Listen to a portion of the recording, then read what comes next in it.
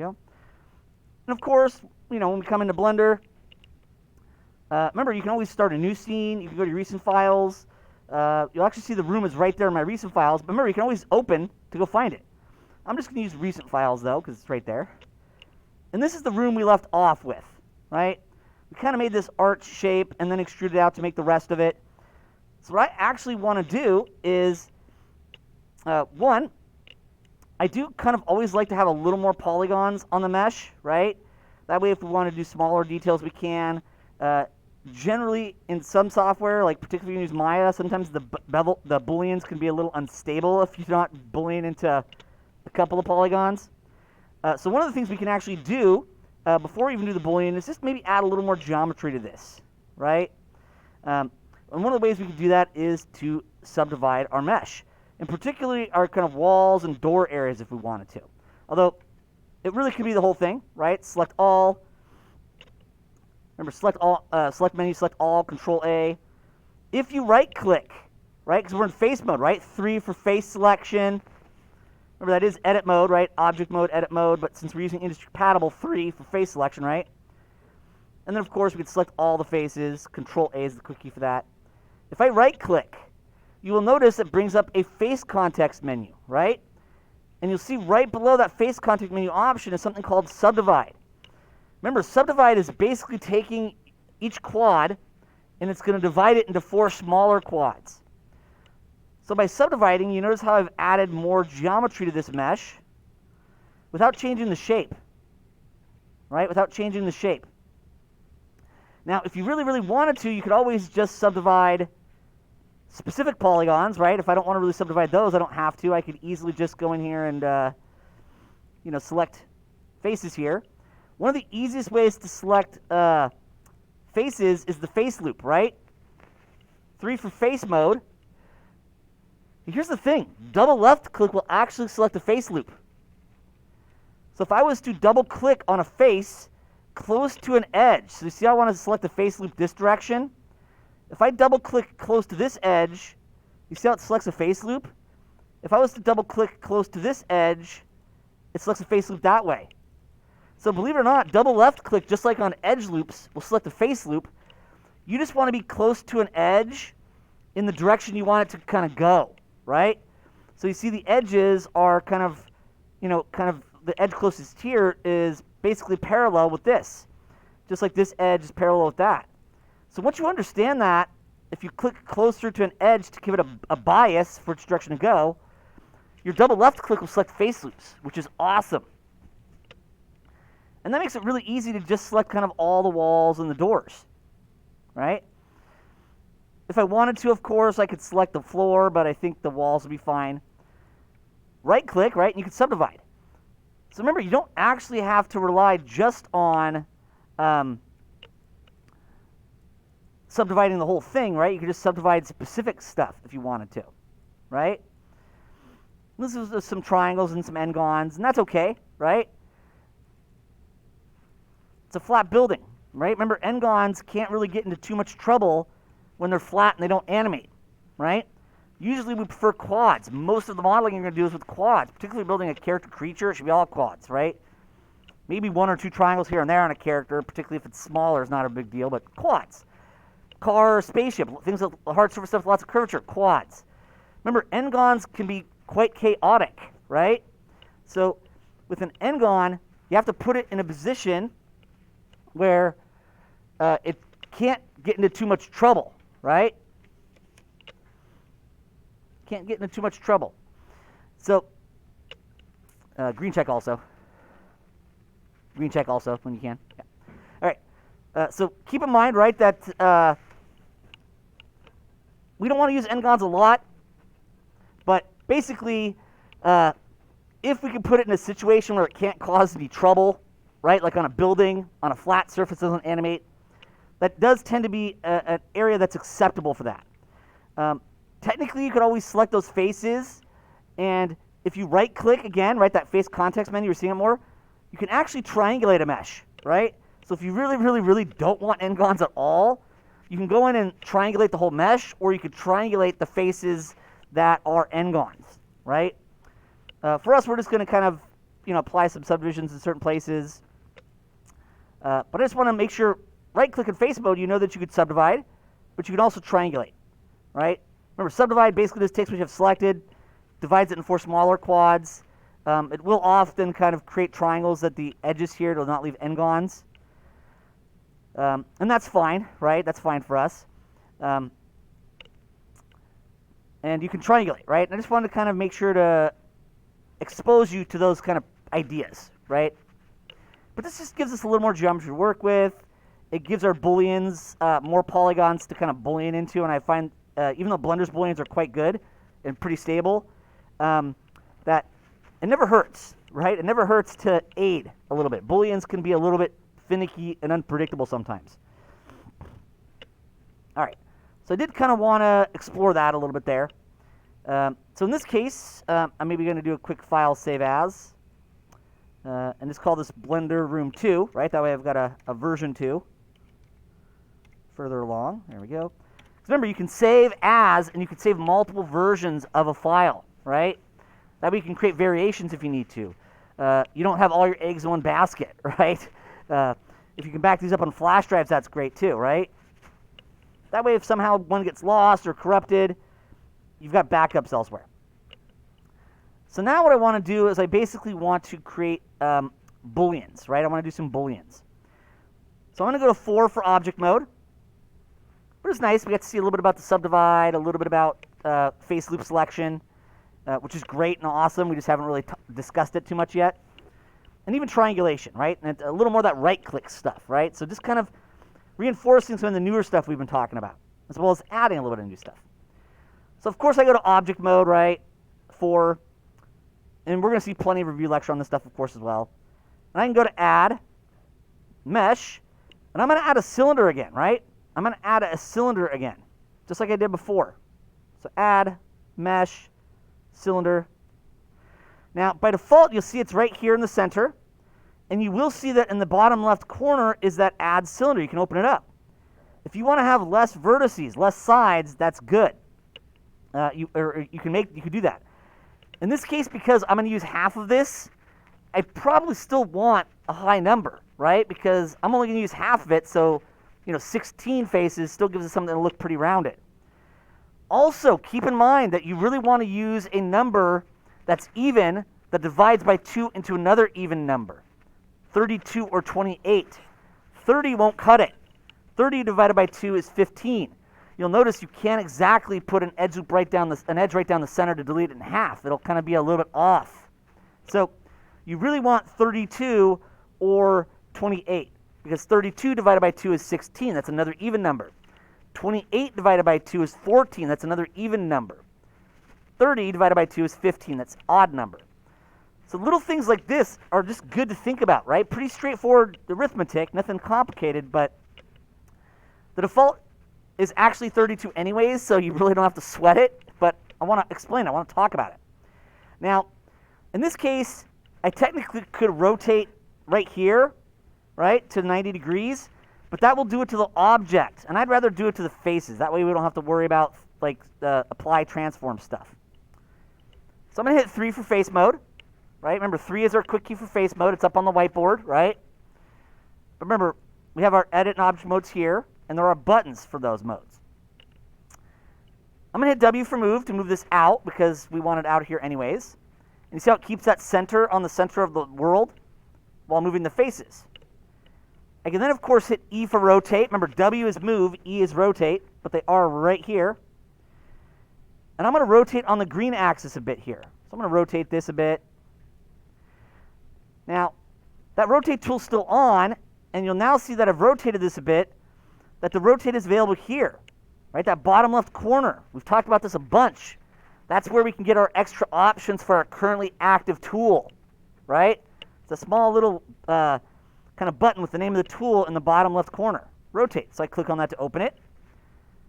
And we see that there is the angle right here. It's the top. So I can just type in 90, and there we go. And that gives me 90-degree rotation. Now, in this case, to make the arch more fully, right, we need to kind of actually have this something that we could delete in half, right? Now, technically, I could have these all be triangles. You can do that with the caps and all that stuff, but for us, it's a cool way to show connect vertex. So one for vertex mode, right? Remember, one is your vertex edit mode, but it is these buttons right here if you're already in edit mode. And I can just left click on that vertex and shift left click. Remember shift adds to selections, right?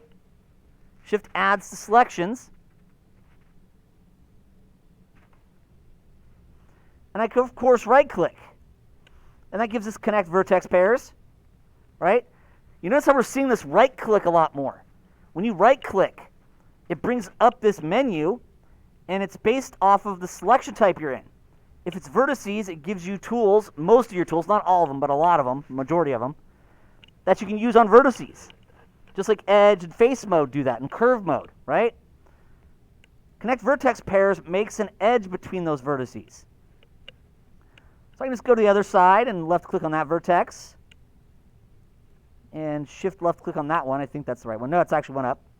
Remember, shift often in Blender will do both add and subtract.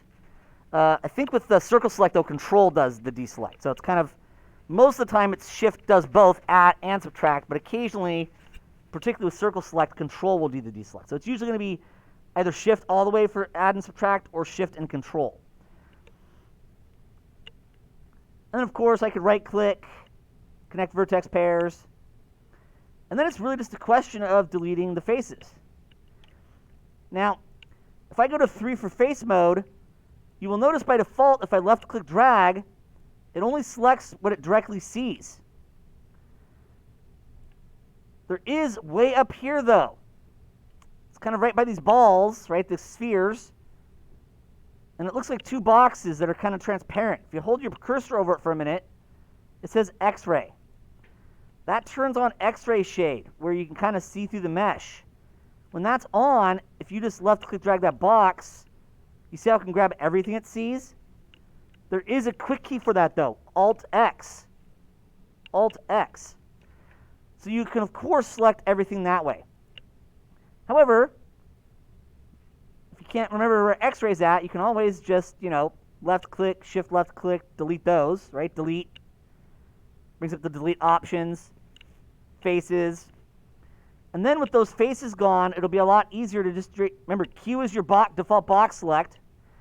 If you're not getting the box when you left-click drag, look and see if it's the kind of orange dashed box shape. Remember, Q toggles through these types. Box select, circle select, lasso select, tweak, and then back to box select. Q toggles through those, as well as turning on whatever tool is there that's active. And of course, with box select, you just left-click drag, and it drags out a box. Whatever is inside of that box, or that box touches, it'll select. So you notice you don't really need X-ray if you delete those bottoms. But X-ray is actually really cool. Haven't really shown it to you yet because in any one lecture, there's only so much you can learn. But at some point, it's good to at least start to see these as options, right? Delete faces. And now we have half a cylinder, right? Kind of half a circle. I can go to 2 for edge mode. Double left click on an edge, right? Because now there's no polygons here. These are empty, right?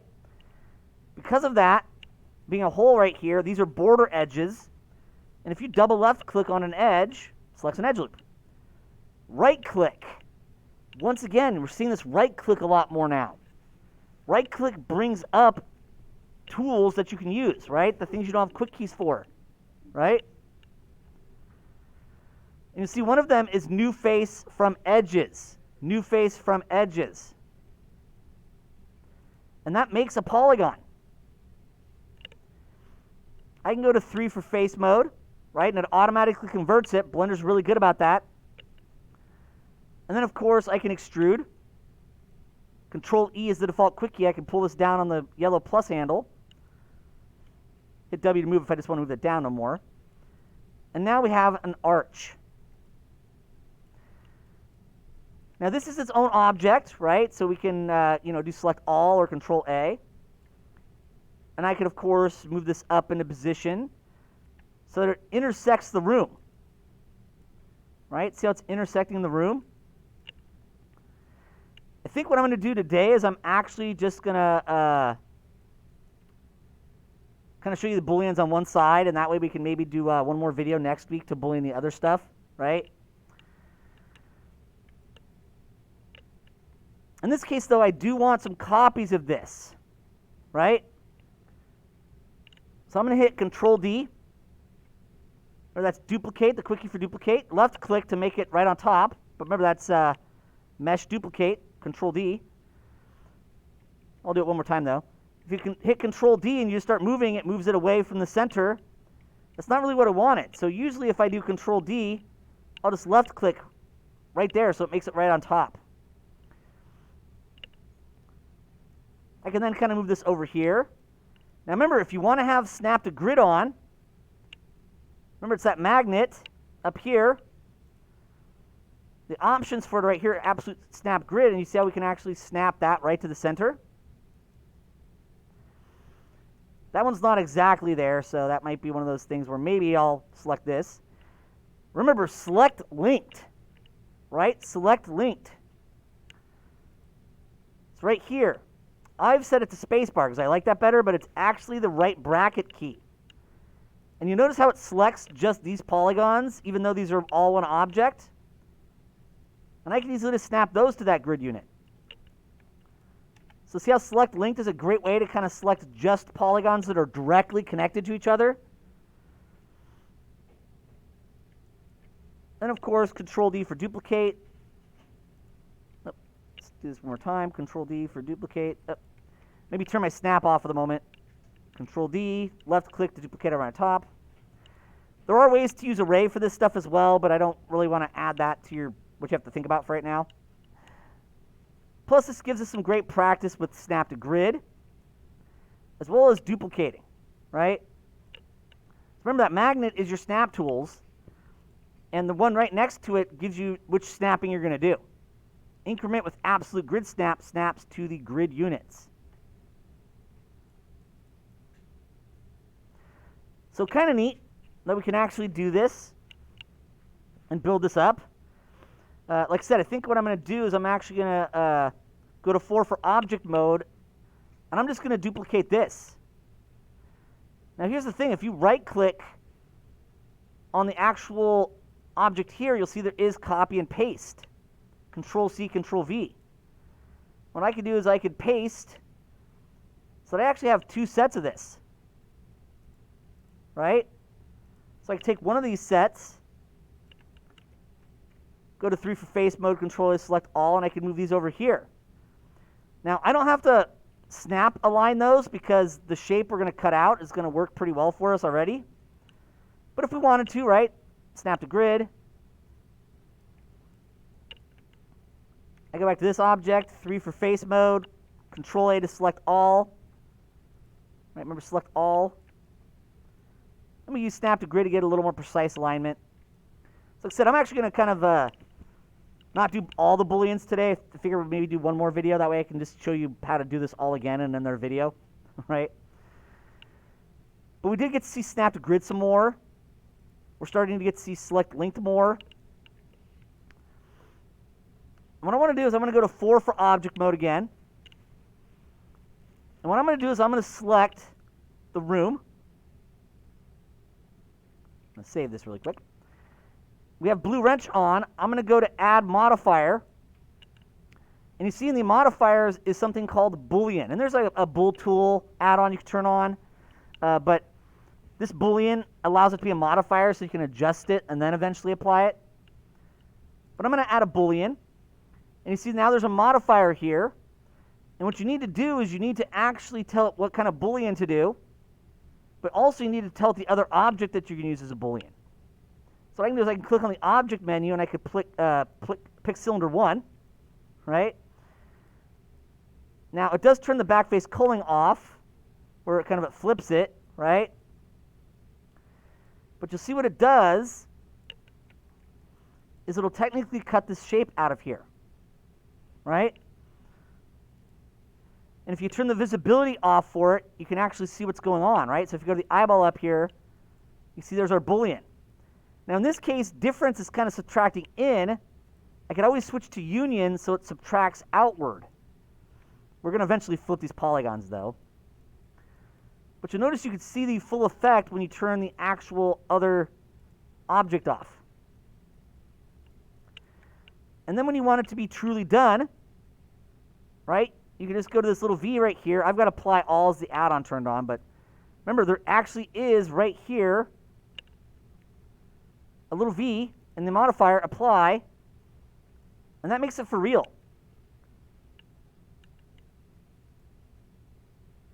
And of course, I could go to 3 for face mode,